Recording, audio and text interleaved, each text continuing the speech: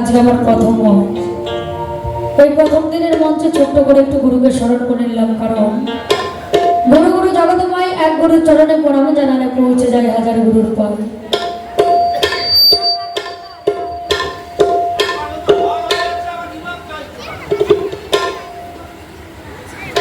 কলিহত যুগ আমাদের সকলের গুরু গোসাই আছে, তাই ছোট্ট করে গুরুকে একটু স্মরণ করে নিয়েছি।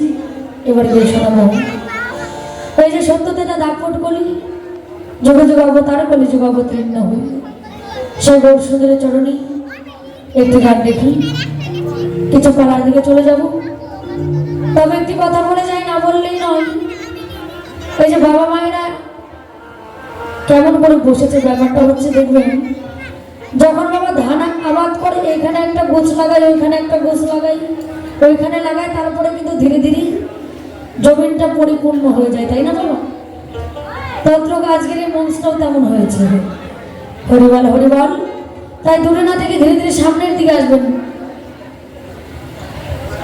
আত্মায় আত্মায় মিল না হলে যেমন আত্মীয়তা হয় না, তেমনি মায়েদের সঙ্গে যদি আমার একটু চোখে মুখে দর্শন না হয়, ভালোবাসাটা কেমন করে?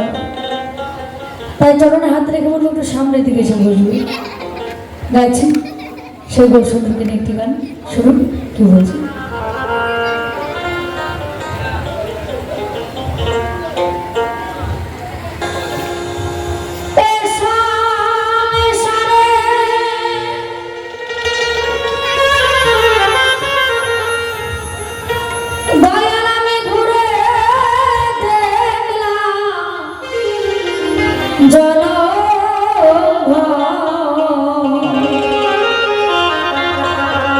আমি দাঁড়ালে বলে হলো মায়া